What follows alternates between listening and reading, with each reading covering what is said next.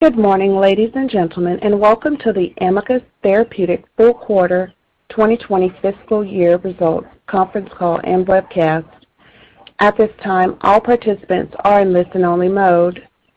Later, we will conduct a question-and-answer session, and instructions will follow at that time. If anyone should require assistance during the conference, please press star and then 0 on your touch-tone phone.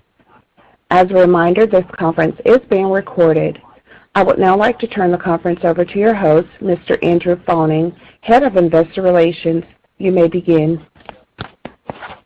Good morning.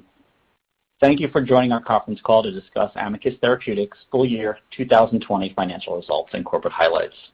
Speaking on today's call, we have John Crowley, Chairman and Chief Executive Officer, Bradley Campbell, President and Chief Operating Officer, Daphne Quimi, Chief Financial Officer, and Dr. Jeff Castelli, Chief Development Officer. Joining for Q&A, we'll have Dr. Hung Do, Chief Science Officer, and Dr. Mitchell Goldman, Senior Vice President of Clinical Research. As referenced on slide 2, we may make forward-looking statements within the meaning of the Private Securities Litigation Reform Act of 1995 relating to our business as well as our plans and prospects. Our forward-looking statements should not be regarded as representation by us that any of our plans will be achieved. Any or all the forward-looking statements made on this call may turn out to be wrong and can be affected by inaccurate assumptions we might make or by known or unknown risks and uncertainties.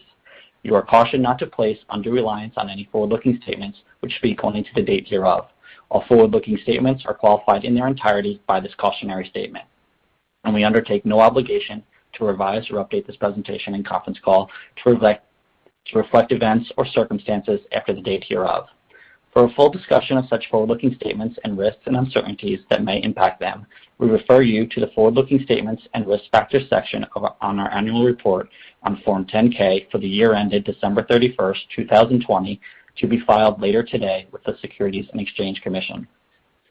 At this time, it is my pleasure to turn the call over to John Crowley, Chairman and Chief Executive Officer. John? Great. Thank you, Andrew, and welcome everyone to our full year 2020 results conference call. Yesterday, February 28th, marked the 14th annual World Rare Disease Day.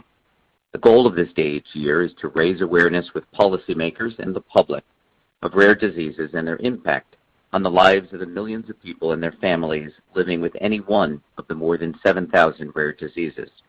If you're on this call, you care about Amicus and our mission, and you have an interest in rare diseases. I'd encourage you to go to the website rarediseaseday.org and learn more, including a moving and creating video of 6 heroes from 6 continents, all living with a rare disease. The impact of these diseases is always so personal. The need for new or newer and better medicines is so great. Yesterday morning, I sat down at my computer to edit these remarks today. I opened first an email from our team in Europe that let me know of the death earlier yesterday of a brave young woman living with Pompe disease. Her name was Rosella Passero. She was 21 years old and living in Naples, Italy.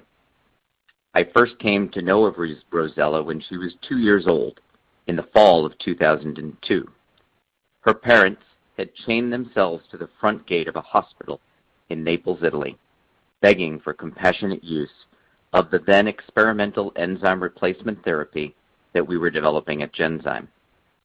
I was running the Pompe program at the time, and Henry Tremere, with his compassion and wisdom, allowed us to send the experimental enzyme to Rosella. She was the first Pompe patient in the world to receive this ERT on compassionate use. And then in December 2018, while live on Italian television in front of an audience of millions a few days before Christmas, I had the honor and the privilege to meet Rosella in person for the first time. It was a moving experience, as you might imagine. We offer our prayers and our thoughts for Rosella and her family. This is the very human side of this business that we have chosen. Rosella's life, her spirit, sadly her passing, remind us of the great urgency with which we need new treatment options for everyone living with Pompe disease and all rare diseases, and we need them as soon as possible. So with that very important reminder of our mission, we'll turn now to Amicus business. For Amicus, 2020 was a year of excellent growth and execution across all aspects of our business, including science, clinical, regulatory, and as you see, our commercial effort, as we continue to build one of the next great global biotechnology companies poised to impact people around the world living with rare diseases.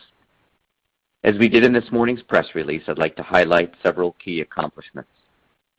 First, Galifold continues its strong launch performance and remains the cornerstone of our success. With $261 million in 2020 revenue, the Galifold launch continues to exceed expectations and coming in above our guidance range that we set out last year. The full year revenue represents performance across the global business, including new patient starts from both switch and treatment-naive patients throughout the year. Second, our key regulatory and R&D timelines remain on track.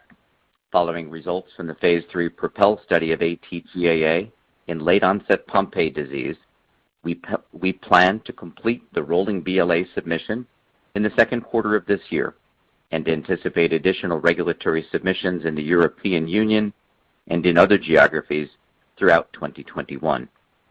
We continue to have great confidence in AT-GAA to benefit people living with Pompe disease, and we intend to continue to move it rapidly toward its regulatory submissions for approval.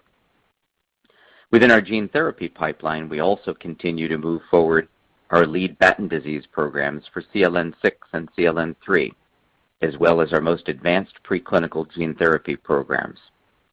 Announced for the first time this morning, our CLN6 program has been granted Fast Track designation by the U.S. FDA.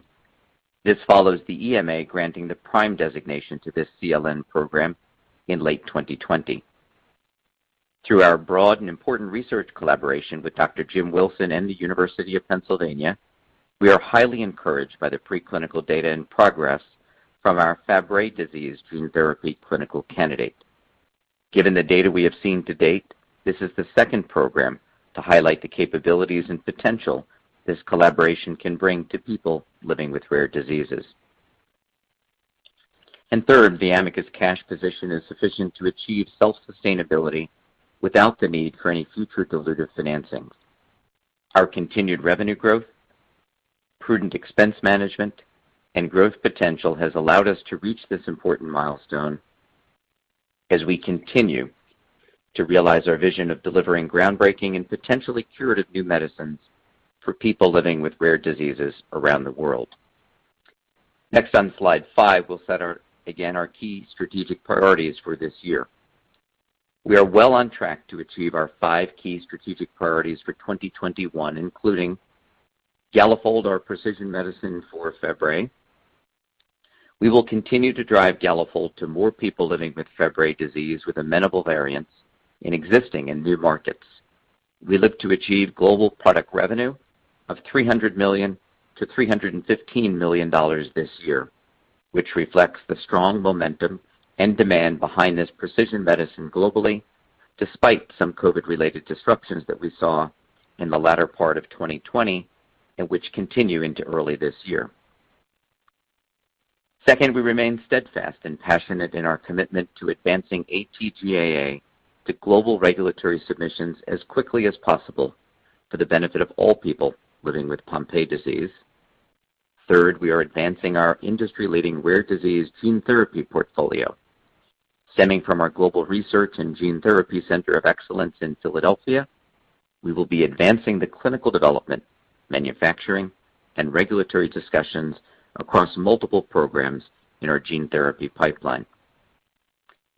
Fourth, in addition, we are progressing our manufacturing capabilities and capacity to build world-class technical operations to support all gene therapy programs. And 5, again, we continue to maintain a strong financial position as we carefully manage our expenses and investments, and we remain fully funded through all major milestones. So with that introduction, let me now hand the call over to Bradley Campbell, our President and Chief Operating Officer, to further highlight the Galifold performance. Brad. Great, thanks, John. Good morning, everyone. As John mentioned, I'll now walk us through in more detail our Galifold performance for the year. On slide 7, we give our global snapshot of the Galifold commercial progress, And for the full year again, total product revenue was $260.9 million, driven by strong patient demand, favorable reimbursement dynamics, and business continuity. The geographic breakdown of revenue during the full year was $180.8 million, or 69% of revenue generated outside of the United States, and the remaining $80.1 million, or 31%, coming from within the United States. And we would expect that split to continue to be roughly 70-30 as we continue to grow both parts of the business. Turning now to slide 8, Q4 was another strong quarter. The business continues to be incredibly resilient, with patients added in all of our major markets. As we previously highlighted, with the resurgence of COVID in the fourth quarter, we did see some slowdown in new patient starts, which led to a lag time in Galifold treatment initiation, and some of that continues into the new year. Importantly, though, our supply chain remains fully intact. Our customers have confidence they can access Galifold, and our field team has been able to achieve a substantial majority of their pre-COVID touchpoints through a combination of in-person, digital, telephonic, and other means of interacting with their physicians. And most importantly, we continue to add patients in our key geographies coming into the new year. Of course, we'll continue to monitor the pandemic's impact and duration, but the good news is today we are confident we will deliver on our guidance and see continued growth this year and going forward, and we expect the COVID impact to recede throughout the year. From a numbers perspective, you can see that 2020 sales increased 43% from 2019, which includes a 1% benefit from foreign exchange. From a true operational performance perspective, sales increased by 42% compared to last year.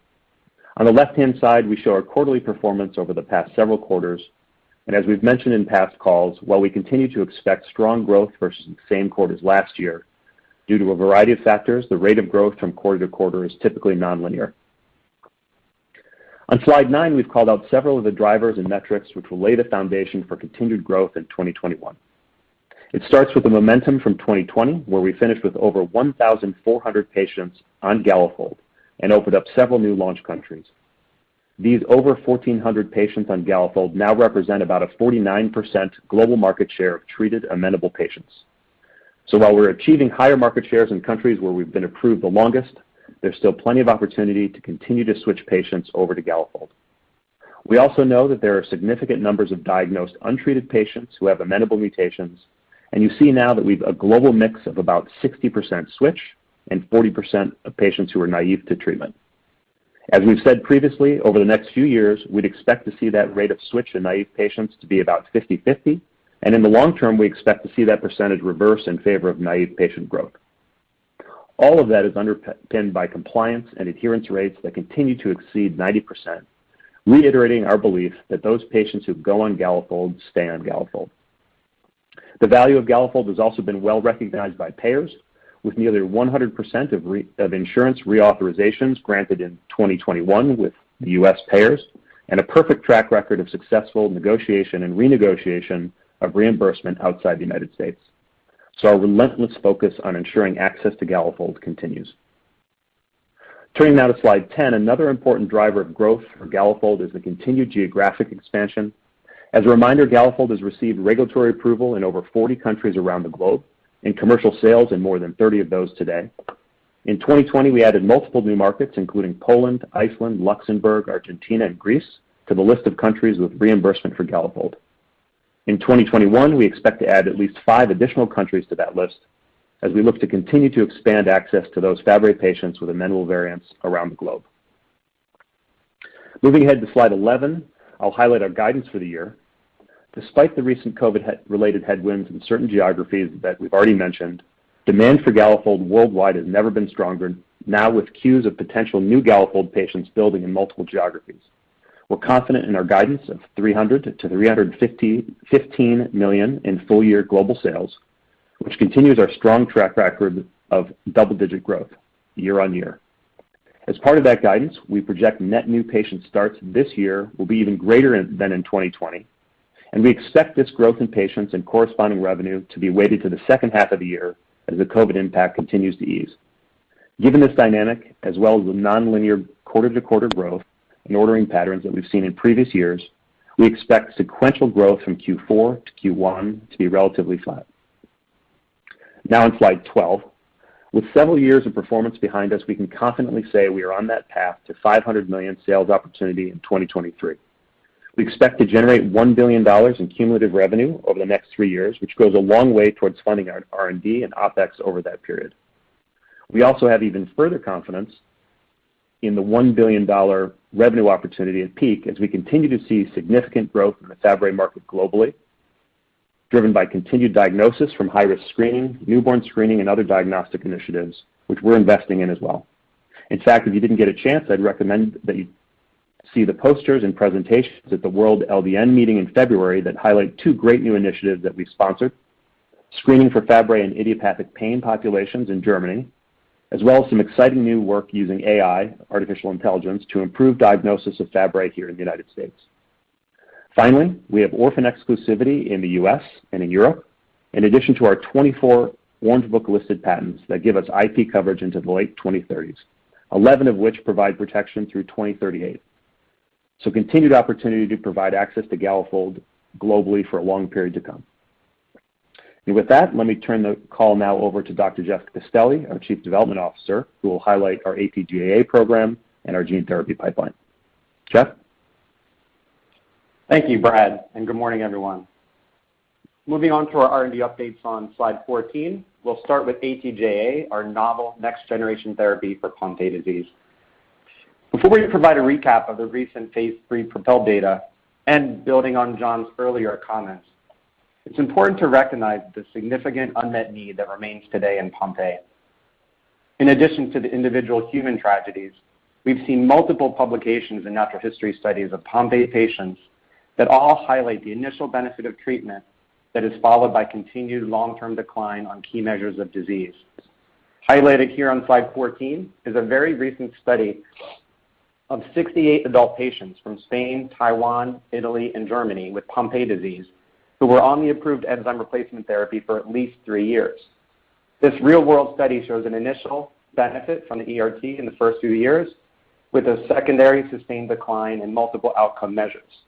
Specifically highlighted here are 6-minute walk and FVC. And you can see that the weakest efficacy is actually for the lung capacity and consecutively driving the need for additional ventilatory support over time. The authors go on to note that respiratory insufficiency is the most frequent cause of death in Pompe, as well as recognizing the need for new treatment options for these patients.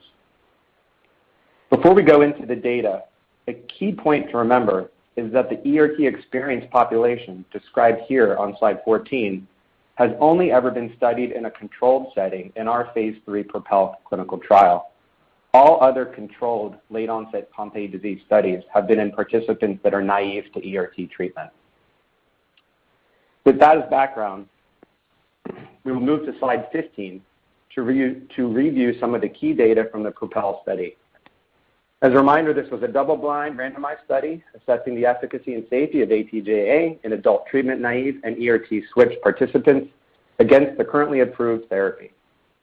We enrolled 123 patients at 62 sites in 24 countries. 117 patients completed the study, and all 117 have voluntarily enrolled in the extension study and continue to receive AT-GAA as their only disease-modifying treatment. On the primary endpoint of 6-minute walk distance, patients on AT-GAA outperformed those on alglucosidase alpha in the overall population of ERT-experienced and ERT-naive patients, with a difference between groups of 14 meters. This difference did not reach statistical significance for superiority. However, on the first key secondary endpoint of percent predicted forced vital capacity, or FVC, in the overall population, AT-GAA showed a nominally statistically significant and clinically meaningful difference for superiority versus approved standard of care alglucosidase alpha, with a difference of 3% and a p-value of 0.023. This is a really impactful finding, as this was the main endpoint upon which alglucosidase alpha was approved, and as mentioned earlier, progressive loss of pulmonary function is the leading cause of mortality in Pompe. Moving ahead on slide 16, the data here captures the 95 ERT-experienced patients, those who have been on therapy for an average of 7 years, and most similar to the patients described in the publication I mentioned earlier. We saw that ERT-experienced patients switching from alglucosidase alpha to AT-GAA walked approximately 17 meters farther than those remaining on alglucosidase alpha, with a p equal to 0.046. In these patients, switching from alglucosidase alpha to AT-GAA, we also saw an improvement in percent predicted FVC compared to a decline in patients remaining on alglucosidase alpha, with a difference of 4.1% and a p-value of 0.006. Slide 17 presents a summary of the top-line efficacy and biomarker data, grouping the data into domains of motor function, muscle strength, pulmonary function, patient-reported outcomes, and biomarkers. And here you can see that the totality of data across the primary and key secondary endpoints favor AT-GAA over alglucosidase alpha in both the overall and ERT experienced populations. Moving on to slide 18, we first want to remind everyone that the PROPEL study tested for superiority versus an approved therapy, not placebo, and that the bar for approval of a second product generally requires demonstration only of non-inferiority to approved therapy. As shown earlier, AT-GAA demonstrated nominal superiority on the first key secondary endpoint of FVC over approved therapy. On slide 18, we show here post-hoc non-inferiority analyses for the primary endpoints of 6-minute walk and the first key secondary endpoint of FVC, just as reference. As you can see, these non-inferiority analyses are highly significant. The non-inferiority test for FVC was pre-specified in the SAP, but was only to be conducted if superiority was missed on both 6-minute walk and FVC. Thus, this analysis did not need to be performed as we hit on nominal superiority, which by default also indicates non-inferiority. A non-inferiority analysis for 6-minute walk was not pre-specified in the SAP because alglucosidase alpha historically did not demonstrate a significant improvement on the endpoint of 6-minute walk, which impacted interpretability of a non-inferiority analysis. However, as shown here, post-hoc demonstration of non-inferiority in 6-minute walk is clearly apparent across a range of clinically reasonable margins. Based on the totality of the data, moving to slide 19, we see AT-GAA having a leading position in the treatment landscape for Pompe disease. Here we have our next steps surrounding the development, regulatory, and manufacturing strategy for the AT-GAA program. First, our rolling BLA submission, which was initiated with the FDA in the fourth quarter of 2020, remains on track with the submission of the final module to be completed in the second quarter of 2021. Additionally, our MAA submission with the EU is expected to be completed in the second half of this year, and we expect additional global filings to follow. We will look to expand our ongoing open-label adolescent study in children aged 12 to 17, and additionally, our clinical study for Pompe patients with infantile onset disease is expected to begin this year. And finally, in response to the many requests for compassionate use, otherwise known as expanded access, that we've received for children with infantile onset Pompe disease, our expanded access programs for Pompe infantile patients and adult onset patients are open and have enrolled multiple patients. Further expanded access for all Pompe patients is being considered. Moving on now to slide 21, I will briefly highlight our industry-leading portfolio of gene therapies for rare diseases. Several Amicus presentations were given at the World Symposium Conference in February, covering our CLN6, CLN3, and Fabry gene therapy programs. Our Fabry program continues to advance ahead of schedule with an Amicus transgene engineered for stability combined with a University of Penn gene transfer technology, and the data presented at World further validates this innovative and synergistic approach. We continue to make progress across our preclinical gene therapy programs with Penn and expect further updates and data this year.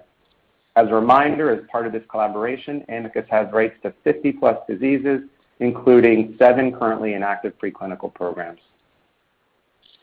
On slide 22, and previously presented at World, just in February, we captured the initial results from the first in-human study of our CLN3 Batten disease gene therapy.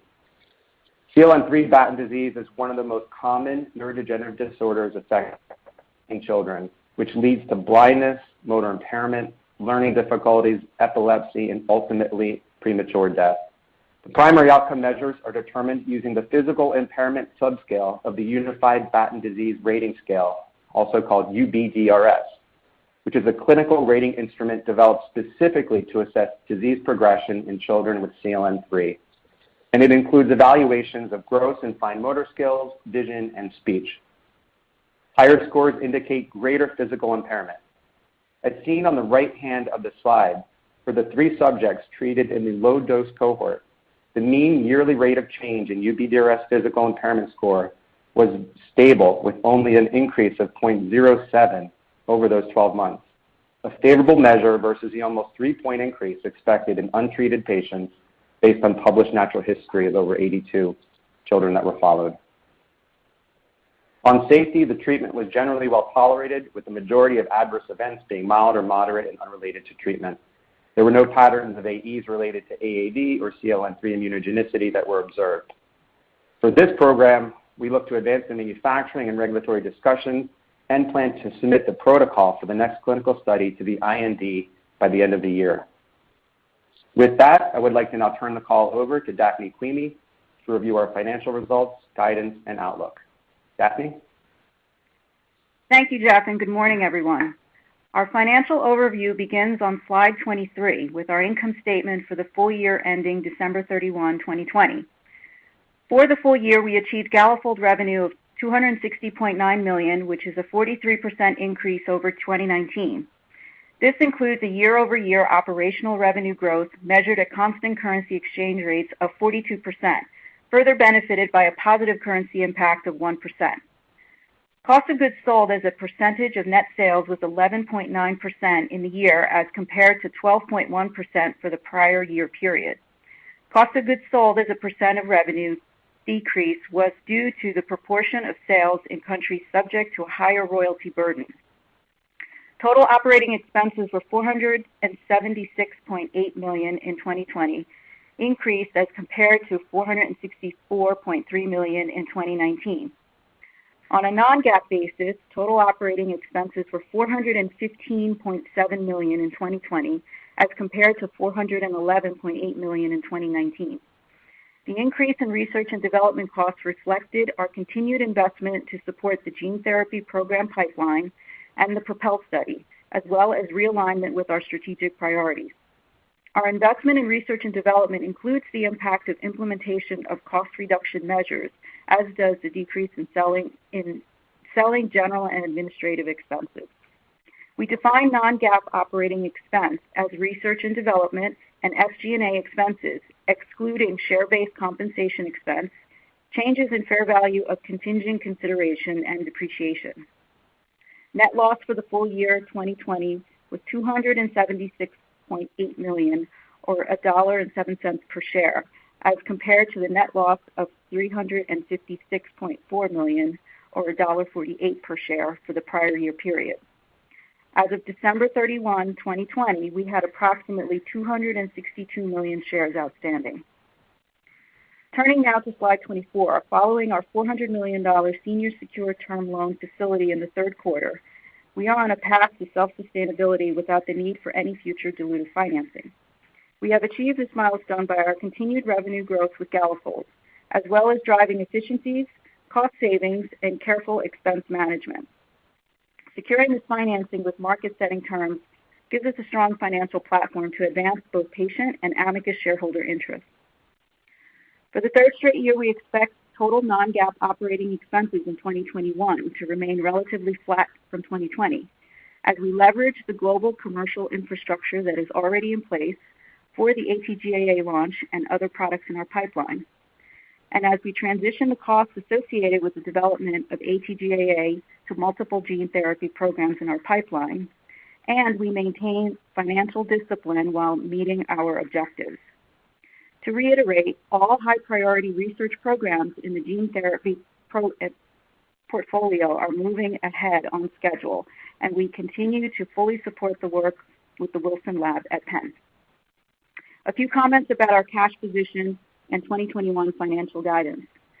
Cash equivalents, and marketable securities were $483.3 million at December 31st, 2020, compared to $452.7 million at December 31st, 2019.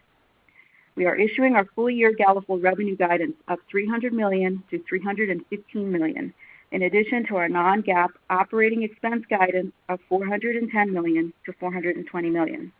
And with that, let me turn the call back to John for closing remarks. Great. Thank you, Daphne, and Jeff and Bradley as well. So as you can see, we have been relentlessly focused on performance across the business, despite the unprecedented change and challenges brought about by the global pandemic. We have a great global team of passionate entrepreneurs at Amicus who have led and will continue to lead us through this. And I am confident that as the world emerges from the COVID crisis, Amicus will emerge even stronger. Operator, with that, we're happy to take questions. Ladies and gentlemen, if you have a question, please press star and then the number 1 on your touch-tone phone. At this time, we ask that you only ask one question. If you have additional questions, please enter back into the queue. If your question has been answered, you may remove yourself from the queue by pressing the pound key. Thank you. Your first question comes from the line of Tazeen Ahmad with Bank of America. Hi, guys. Good morning. Thanks for taking my question. Hi, Tazeen. Morning. Of course. Hi, John. Maybe can you frame for us some expectations in terms of upcoming catalysts as it relates to Pompe and the competitive landscape? So Sanofi has a May 18th PDUFA coming up for Neo. And can you just, walk us through how we should think about the competitive landscape depending on the type of label that they get? Is it your expectation that they will get a full label, meaning inclusive of switch patients? And what would that mean if they're first to market? And then the second scenario is if they just end up with a label for treatment-naive patients, how do you think that portends for your application that's going to be completed around the same time? Thank you. Sure. I really can't comment much on the Neo product or its regulatory pathways. I will say, of course, it was studied in a controlled fashion only in treatment-naive patients, and I think that's a very significant distinction between what we studied in a majority ERT switch population. So for us, we remain focused on completing our U.S. regulatory submission, the BLA submission, by the end of the second quarter. And then again, as we've said, Tazeen, we'll continue the filings throughout 2021 in Europe and beyond. In addition to that, we continue all of our preparations for additional clinical studies in infants and children that are ongoing. We continue our compassionate use program. So there's a lot of activities, a lot of milestones ahead in the next 6 to 12 months for Amicus, and that's where we remain focused. I think our data speaks for itself in terms of the impact on patients who are ERT experienced, particularly those who have been on for many, many years. The vast majority of the Pompe patients treated in this current billion-dollar-plus market have been on the approved medicine for a number of years. And some of the most powerful data that we've shown is in that ERT switch population, particularly those patients who have been on now more than 2 years, again, which is the vast majority of the population. So I've got great confidence in the community, the Pompe community. These are incredibly talented and experienced physician scientists who will be driven by the data, and the data will carry the day. Your next question comes from the line of Ritu Baral with Cowen. Hi, guys. This is Anvita on for Ritu this morning. For ATGA, what additional secondary analyses might be forthcoming at medical meetings this year that could probably help further the drug's profile and differences from NeoGAA? And then if I can just slip in one more question, what gives you more confidence in what you're going to negotiate for CLN6 pathway with the regulatory with FDA would also translate to CLN3 or vice versa? Thanks for taking your questions. Sure. So 2 different questions there. We'll take the first one on Pompe. What additional secondary data do we expect? We continue to run multiple secondary analyses looking at a range of the secondary endpoints that were pre-specified in the study. And as we do that, we have continued and increased confidence in ATGAA and its impact on these patients. Jeff, do you want to comment on what people could expect ahead at medical conferences? Jeff, I think your phone, I think if you talk through the phone. Not Yep, sorry. Thank you, John. I did the wrong okay. unmute. Thank you. That's all right. As John mentioned, it really will be focused on looking at the additional secondary endpoints. So the top-line data really focused on the primary endpoint plus the predefined key secondary endpoints. So we'll have additional measures of motor strength, motor function, muscle strength, pulmonary function, PROs, and really looking to see that those additional measures continue to show the same pattern that we've seen in the primary and key secondaries, which is the vast majority of all these endpoints favoring ATGA, showing general improvements from baseline. And we think that as we see more and more of those endpoints all showing that same directionality, supporting the main endpoints, that will strengthen what we've seen. We'll continue to also dig into subpopulations, patients that have been on ART longer or shorter periods of time. But really the key data we believe we did disclose in the top line, so we don't see anything that's going to dramatically change that one way or the other. It'll just be supportive in nature. And then Jeff, maybe if you just want to tackle, I'm sorry, Operator, if you just want to tackle the CLN6 part of the question, kind of where we are there and some key activities ahead. Yeah, so CLN6, we continue to follow the 13 kids that have been treated now over 2 years post-gene transfer. We continue to be really excited by the stabilization we've seen versus the expected decline in natural history. We've been really working hard on all the GMP manufacturing, engaging with regulators to define the next clinical trial, and look to here in the second part of the year to start that next study up, dosing kids by the end of the year with that GMP material made at Thermo Fisher. So really a lot of manufacturing and regulatory interactions this year leading up to that clinical protocol starting to dose additional children. Your next question comes from the line of Anup Raham. Hi guys, good morning. This is Tess on the call for Anupam today. Just one from us on the commercial side. What are the core countries of geographic expansion for Galifold in 2021, and what are the considerations for deeper penetration versus geographic expansion? Thanks so much. Great, thank you. Bradley, I'll let you go ahead and field that, please. Sure. Yeah, we're not giving specific countries just from a competitive perspective, but I can tell you the areas of most geographic growth continue to be Latin America, Asia Pacific, and then Middle East, North Africa countries. And as I said, we're expecting over 5 to come online from a reimbursement perspective this year, so lots of growth there.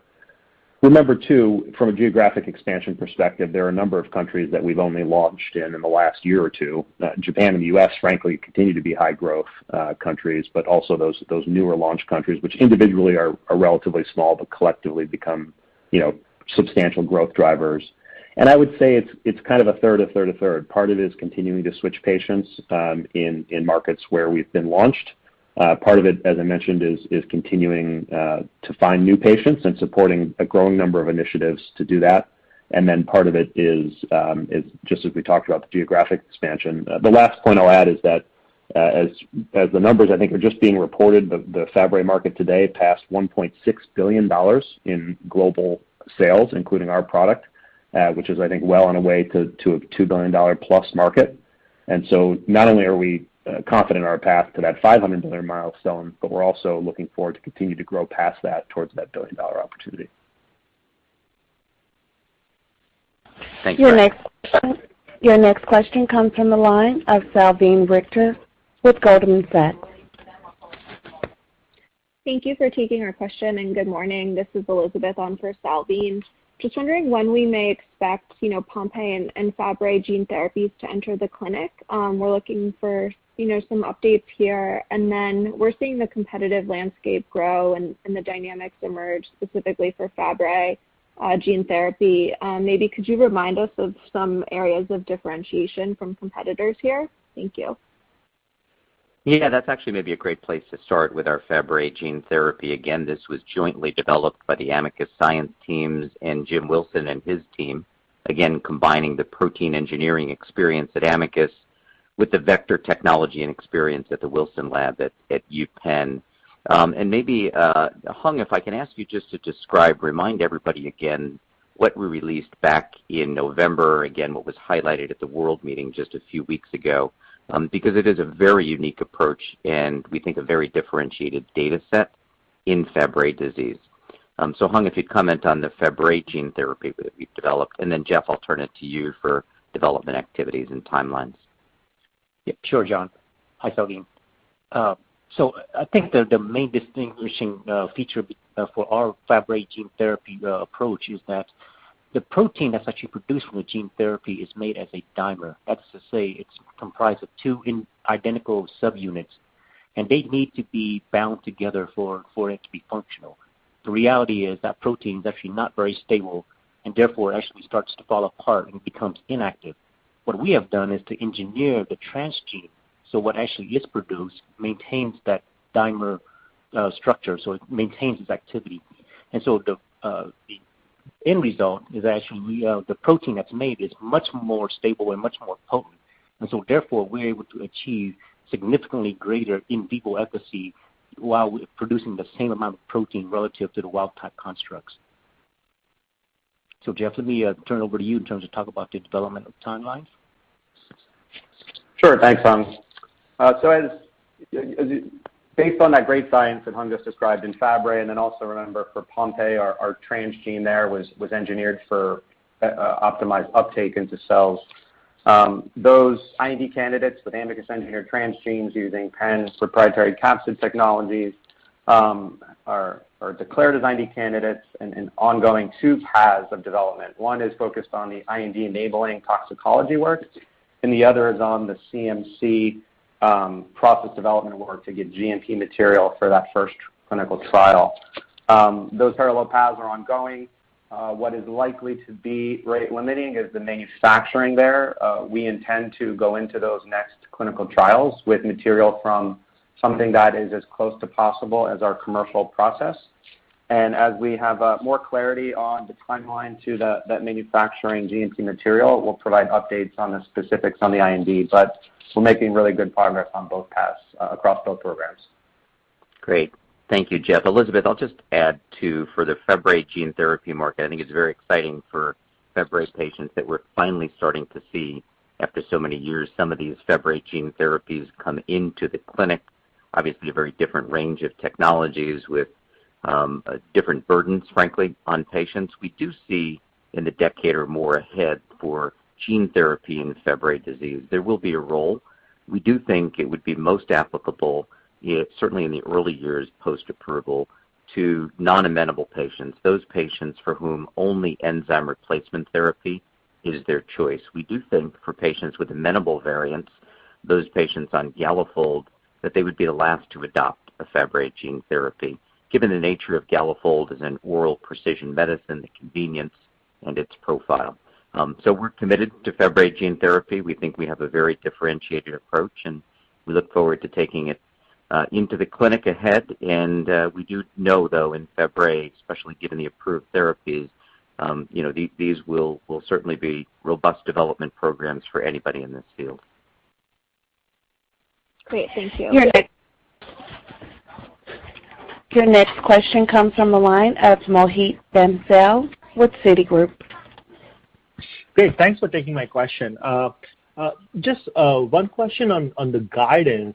So if I look at the year-over-year growth in 2021, and even at looking at the upper end of $315 million, you're guiding for a 21% annual increase. However, from this point to 2023 guidance of $500 million plus, it calculates to about 26% CAGR. So just wondering if you could help us understand what goes behind this acceleration of growth assumption there. Thank you.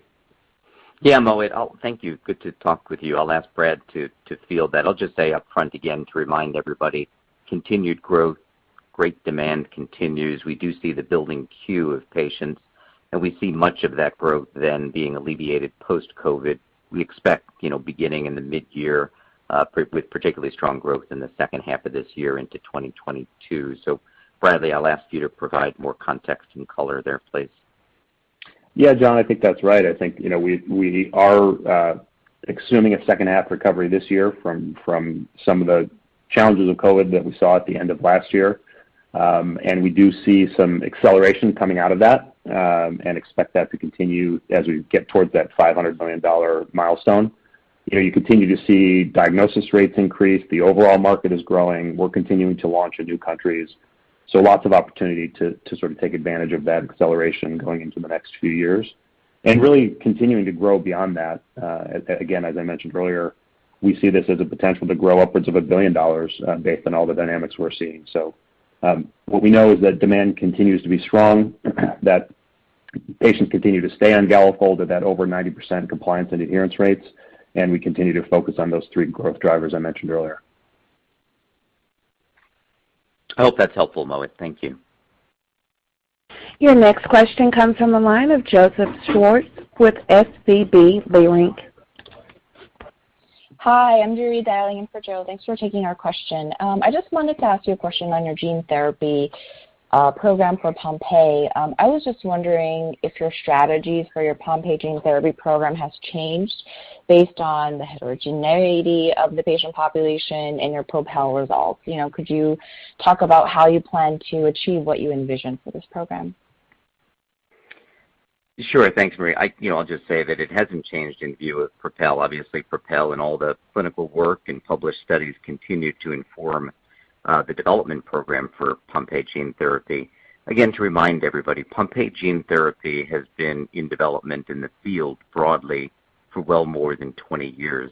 When we came to this in Pompe, we wanted to bring a different approach. Again, reminding everybody that our technology is to engineer the transgene to allow for maximal targeting to muscle of the protein expressed by the gene therapy, which will lead not only, we believe, to better efficacy, but potentially improve safety and obviously much more manufacturable of a product. So in that regard, the core technology and the core focus remains the same. I'm sure there'll be continued learnings as we move ahead. We're considering the patient populations all the way from infants through adolescents to adults as well. And that development program is something we're working on in earnest now. Your next question comes from the line of Kristen Kluster with Cantor Fitzgerald. Hi, good morning. Thanks for taking my question. Hi, Kristen. Good morning. And John, thanks for sharing your experience with Rosella and for all the work your team is conducting for these patients with rare diseases. So the question I have here is, as you continue to advance your gene therapy pipeline forward, could you remind us which indications you think there are already established natural history data in place? So, for example, you were able to demonstrate the improvements for CLN6 and CLN3 Batten disease in light of your understanding of the natural course of these diseases. So, to that end, are you also thinking of conducting any other natural history studies for some of the earlier programs? Yeah, I'll turn it to Jeff. Thank you, Chris. That's a great question. It's going to be very important in all of these neuro programs to have robust natural histories. Jeff, do you want to comment on kind of where we are with both CLN6 and CLN3, and then more broadly how we think about natural histories as comparator arms for development here? Sure, and hi, Kristen. So in the Batten diseases, there's a pretty, depending on the subtype, the amount of existing natural history data varies. CLN3, there actually is the most natural history data already currently available, a lot of it collected prospectively with that UBDRS endpoint. We're going to supplement all of that natural history. We have already started up our own natural history study across the Batten subtypes to collect both retrospective and prospective data. So we think, for Batten diseases, that will be a key part of our development path for CLN6, 3, as well as they get into CLN1 and other subtypes. As you look at some of the earlier programs, CDKL5 deficiency disorder, for example, that's a relatively new disease. The natural history data is a little bit less, but we're already looking to start work there, working collaboratively with others in the community to start to work on some of that natural history.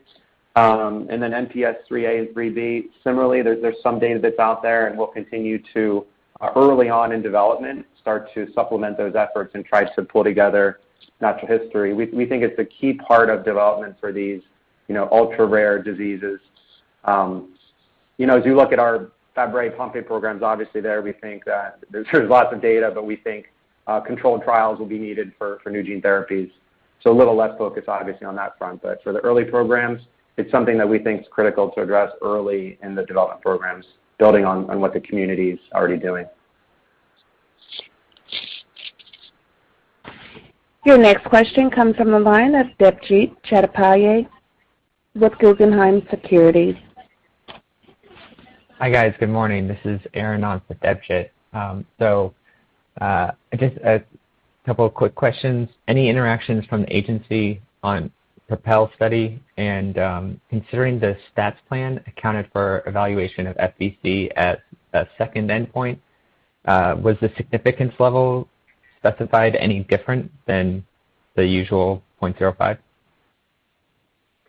Yeah, just on the first part, again, our plan remains to complete the BLA submission by the end of the second quarter, and we don't comment on ongoing regulatory discussions. And I just want to be clear on your second, maybe Jeff, just remind people of FVC, its importance, and what we saw there, both in the overall population and the switch population.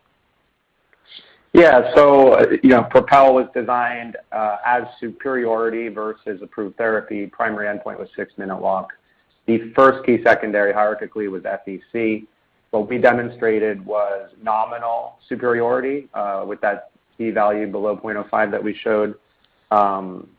We had other endpoints as well in the study. As I mentioned in the slide we covered on the post-hoc non-inferiority, we'd also pre-specified some non-inferiority analyses on FVC, which we actually did not need to formally conduct as we hit on nominal superiority on that first key secondary of FVC.